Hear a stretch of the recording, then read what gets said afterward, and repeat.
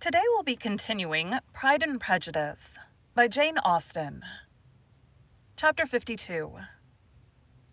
Elizabeth had the satisfaction of receiving an answer to her letter as soon as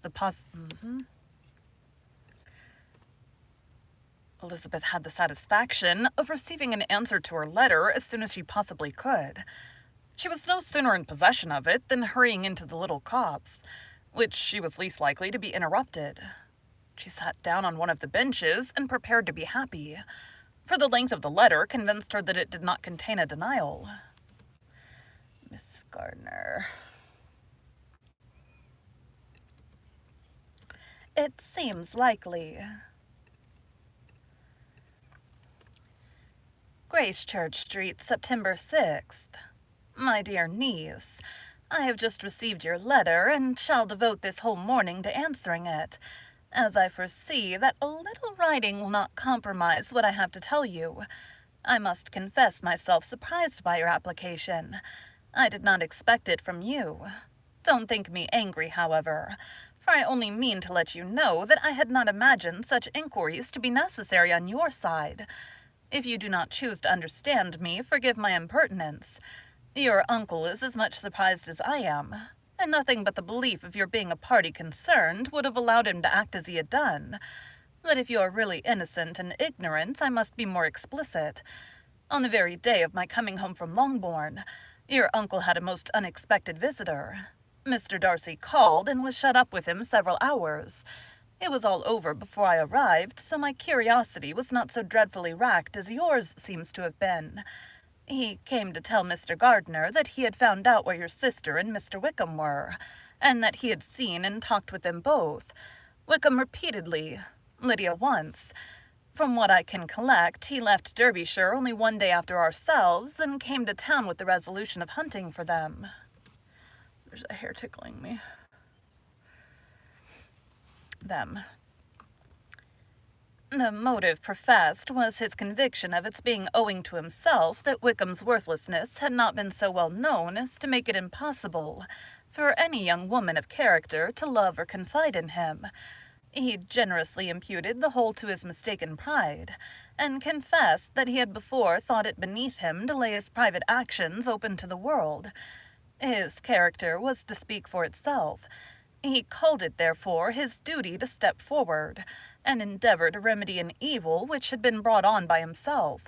If he had another motive, I am sure it would never disgrace him. He had been some days in town before he was able to discover them, but he had something to direct his search which was more than we had, and the consciousness of this was another reason for his resolving to follow us. There is a lady, it seems, a Miss Younga, who was some time ago governess to Miss Darcy, and was dismissed from her charge on some cause of disapprobation, though he did not say what. She then took a large house in Edward Street, and has since maintained herself by letting lodgings. This Mrs. Younga was, he knew, immediately acquainted with Wickham, and he went to her for intelligence of him as soon as he got to town. But it was 2 or 3 days before he could get from her what he wanted. I need air. Excuse me. What he wanted. Woof, cold.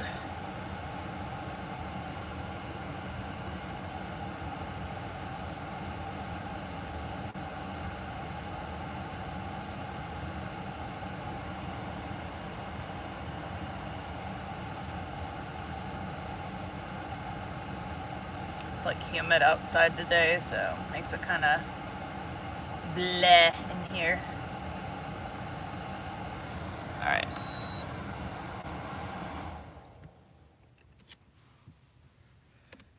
What he wanted.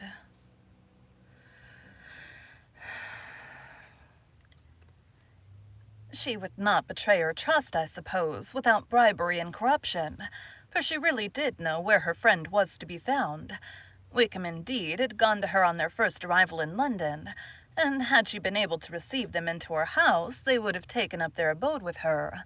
At length, however, our kind friend procured the wished-for direction. They were in Street. He saw Wickham, and afterwards insisted on seeing Lydia.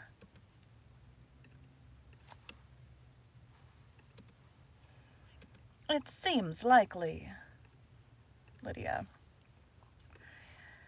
His first object with her, he acknowledged, had been to persuade her to quit her present disgraceful situation, and return to her friends as soon as they could be prevailed on to receive her, offering his assistance as far as they would go. But he found Lydia absolutely resolved on remaining where she was. She cared for none of her friends. She wanted no help of his. She would not hear of leaving Wickham. She was sure they should be married some time or other, and it did not much signify when. Since such were her feelings, it only remained, he thought, to secure and expedite a marriage, which in his very first conversation with Wickham he easily learned had never been his design.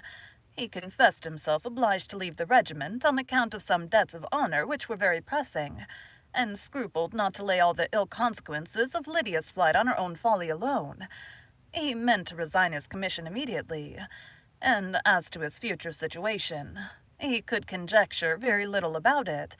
He must go somewhere, but he did not know where, and he knew he should have nothing to live on. Mr. Darcy asked why he did not marry your sister at once. Though Mr. Bennet was not imagined to be very rich, he would have been able to do something for him, and his situation must have been benefited by marriage. But he found, in reply to this question, that Wickham still cherished the hope of more effectually making his fortune by marriage in some other country. Under such circumstances, however, he was not likely to be proof against the temptation of immediate relief.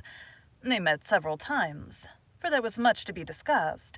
Wickham, of course, wanted more than he could get, but at length was reduced to be reasonable.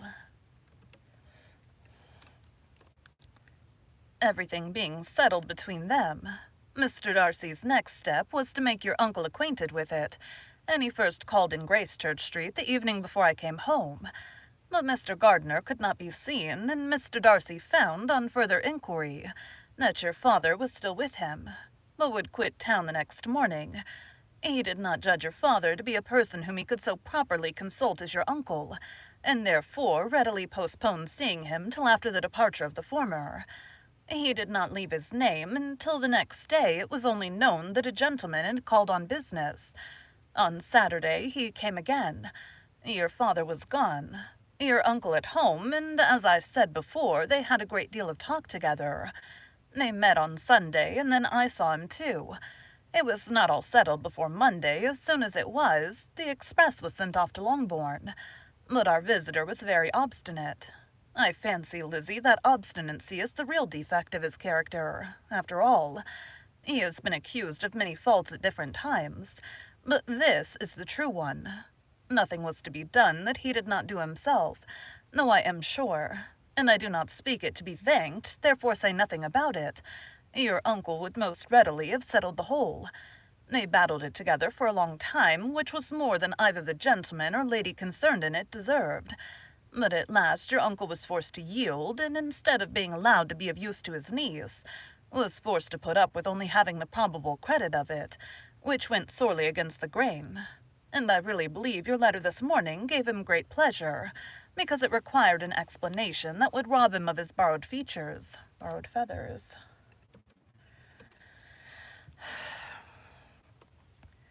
Because it required an explanation that would rob him of his borrowed feathers, and give the praise where it was due. But, Lizzie, this must go no further than yourself or Jane at most. You know pretty well, I suppose, what has been done for the young people. His debts are to be paid, amounting, I believe, to be considerably more than £1,000. Another 1,000 in addition to her own settled upon her, and his commission purchased. The reason why all this was to be done by him alone was such as I have given above.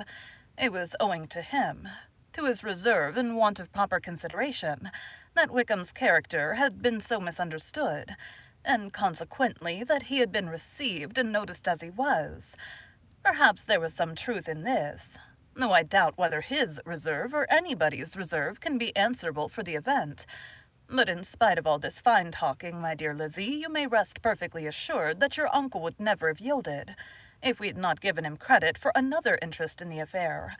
When all this was resolved on, he returned again to his friends, who were still staying at Pemberley, but it was agreed that he should be in London once more when the wedding took place, and all money matters were then to receive the last finish. I believe I've now told you everything. It is a relation which you tell me is to give you great surprise. I hope at least it will not afford you any displeasure. Lydia came to us, and Wickham had constant admission to the house. He was exactly what he had been when I knew him in Hertfordshire, but I would not tell you how little I was satisfied with her behavior while she stayed with us, if I had not perceived, by Jane's letter last Wednesday, that her conduct on coming home was exactly of a piece with it, and therefore what I now tell you can give you no fresh pain. I talked with her repeatedly in the most serious manner, representing to her the wickedness of what she had done, and all the unhappiness she had brought on her family. If she heard me, it was by good luck, for I am sure she did not listen. I was sometimes quite provoked. But then I recollected my dear Elizabeth and Jane, and for their sakes had patience with her. Mr. Darcy was punctual in his return, and as Lydia informed you, attended the wedding. He dined with us the next day, and was to leave town again on Wednesday or Thursday. Will you be very angry with me, my dear Lizzie, if I take this opportunity of saying, what I was never bold enough to say before, how much I like him? How much I like him. His behavior to us has in every respect been as pleasing as when we were in Derbyshire.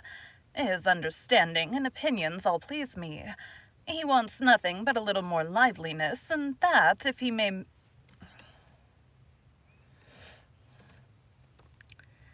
He wants nothing but a little more liveliness, and that, if he marry prudently, his wife may teach him. I thought him very sly. He hardly ever mentioned your name, but slyness seems the fashion. Pray forgive me if I have been very presuming, or at least do not punish me so far as to exclude me from P. I shall never be quite happy till I've been all round the park. A low phaeton with a nice little pair of ponies would be the very thing. But I must write no more. The children have been wanting me this half hour. Yours very sincerely, Mrs. Gardiner. The contents of this letter threw Elizabeth into a flutter of spirits, in which it was difficult to determine whether pleasure or pain bore the greatest share. The vague and unsettled suspicions which uncertainty had produced, of what Mr. Darcy might have been doing to forward her sister's match, which she had feared to encourage as an exertion of goodness too great to be probable, and at the same time dreaded to be just from the pain of obligation, were proved beyond their greatest extent to be true.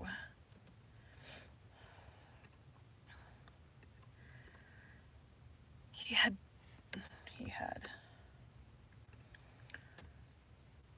followed them purposely to town. He had taken on himself all the trouble and mortification attendant on such a research, in which supplication had been necessary to a woman whom he must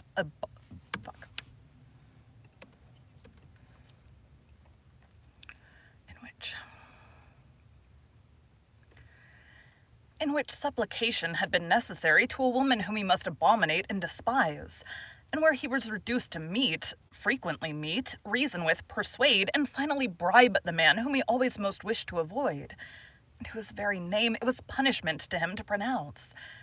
He had done all this for a girl whom he could neither regard nor esteem.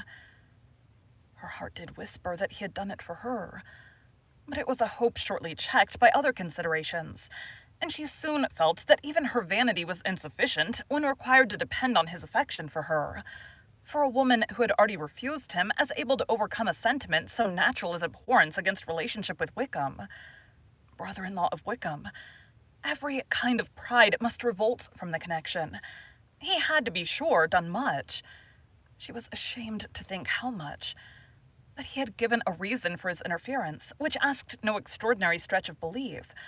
It was reasonable that he should feel he had been wrong.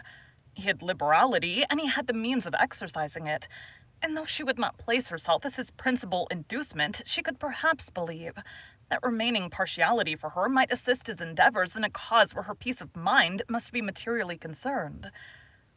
It was painful, exceedingly painful, to know that they were under obligations to a person who could never receive a return. They owed the restoration of Lydia, her character, everything to him. Oh, how heartily did she grieve over every ungracious sensation she had ever encouraged, every saucy speech she had ever directed towards him. For herself, she was humbled, but she was proud of him. Proud that in a cause of compassion and honor he had been able to get the better of himself. She read over her aunt's commendation of him again and again. It was hardly enough. But it pleased her. She was even sensible of some pleasure, though mixed with regret, on finding how steadfastly both she and her uncle had been persuaded that affection and confidence subsisted between Mr. Darcy and herself.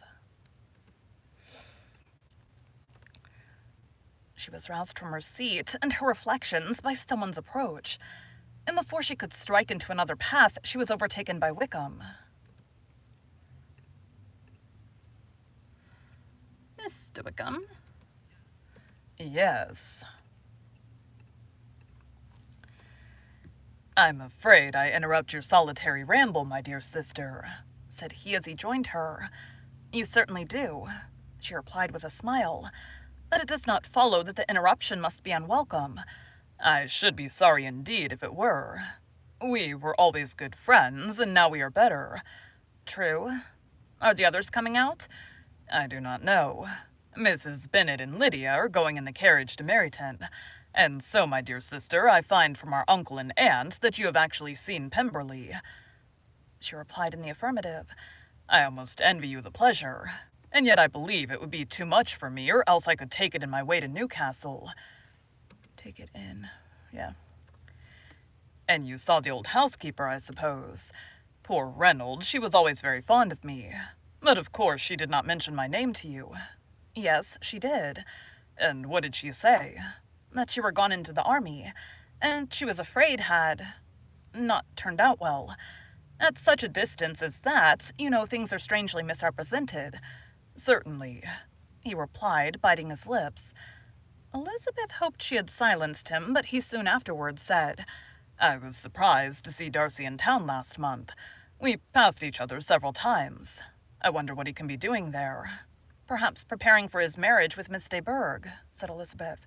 "It must be something particular to take him there at this time of year." "Undoubtedly. Did you see him while you were at Did you see him while you were at Lambton? I thought I understood from the gardeners that you had." "Yes, he introduced us to his sister." "And do you like her?" "Very much." "I have heard, indeed, that she has uncommonly improved within this year or two. When I last saw her, she was not very promising. I'm very glad you liked her. I hope she will turn out well." "I dare say she will. She has got over the most trying age." "Did you go by the village of Kempton?" "I do not recollect that we did." "I mention it because it is the living which I ought to have had. A most delightful place. Excellent parsonage house. It would have suited me in every respect." "How should you have liked making sermons?" "Exceedingly well. I should have considered it as part of my duty, and the exertion would soon have been nothing. One ought not to repine, but to be sure it would have been such a thing for me. The quiet, the retirement of such a life would have answered all my ideas of happiness. But it was not to be. Did you ever hear Darcy mention the circumstance when you were in Kent?" "I have heard from authority, which I thought is good, that it was left you conditionally only, and at the will of the present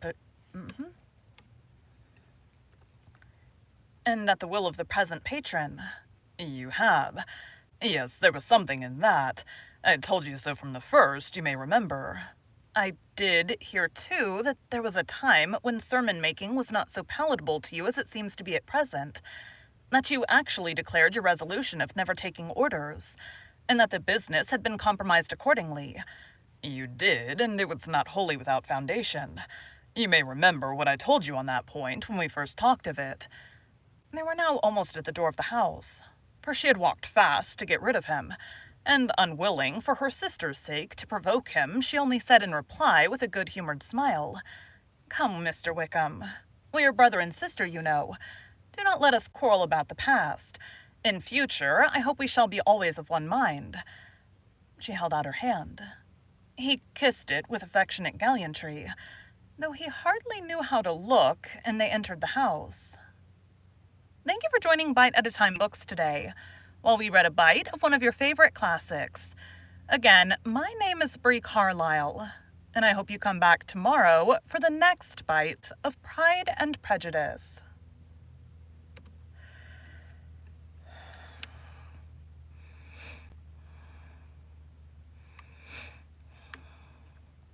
That's it. So tomorrow I'm going to get 2 more chapters done. Tomorrow is a day, it's Good Friday tomorrow, and I'm off from the day job. So I'm going to get some, I got to get audiobook stuff done. And then, I'm maybe on chapter 15 here. 15. I did not get one of my chapters edited last night, so thanks, guys.